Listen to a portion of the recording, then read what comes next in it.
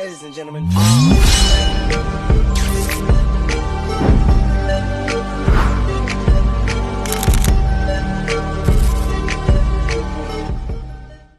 আসসালামু আলাইকুম, আশা করি সবাই ভালো আছেন। আলহামদুলিল্লাহ আমি অনেকটাই ভালো আছি। তো অনেক দিন হয়ে গেছে বাড়িতে আসলাম, কোথাও যাওয়া হচ্ছে না, তাই ভাবলাম কোথা থেকে ঘুরে আসি। তো যেই কথা সেই কাজ, বেরিয়ে গেলাম। আমি, জাহিদুল, হাবিবুর, সুমাইয়া, সাদিয়া চারজন একসাথে বেরিয়ে গেলাম। ভাবতেছিলাম যে কোথায় যাওয়া যায়, কোথায় যাওয়া যায়। তো ভাবতে ভাবতে একজন বলল যে এক জায়গায় নাকি অনেক সুন্দর ছবি তোলা যায়। তো আমরা ভাবলাম যে ছবি তোলার কথা যেহেতু বলছে, আর কোনো দেরি করা যাবে না। তো হয়ে গেছে আমাদের দেরি, হয়ে গেছে সন্ধ্যা। তো অনেক সুন্দর সুন্দর ছবি তুলবো সেই আশায়।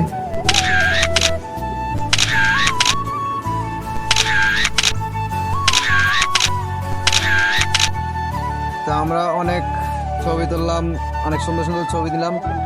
তো ছবি তুলতে তুলতে আমরা অনেকটাই ক্লান্ত হয়ে গেছি। তো এই জন্য ভাবতেছি যে কিছু একটা খাওয়ার দরকার। তো সামনে একটা আচারের দোকান দেখলাম, এত সুন্দর আচার, মানে যা বলার বাইরে। তো আপনারা না দেখলে বিশ্বাস করবেন না।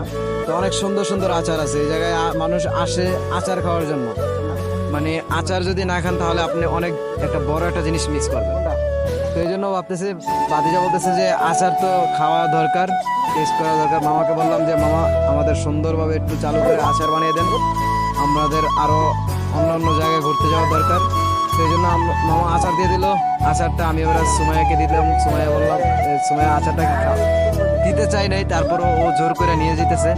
আর এদিকে তো আমার ভাতিজা আছেই, মানে আচারের ফিল যে এত ভালোভাবে নিতে পারে যা বলার বাইরে। আপনারা দেখলে আপনাদের কি বলবো, যাক বাকিটা বলার দরকার নাই। এই জায়গায় আমরা ভাতিজা এমন একটা জিনিস যে যে কোনো জিনিস আগে টেস্ট না করলে হয়ই না। তো এই জন্য সাদিয়া দেখতেছে যে ওর খাবার মানে ইন্টারেস্টটা মানে অনেক সুন্দরভাবে ফিল করতেছে।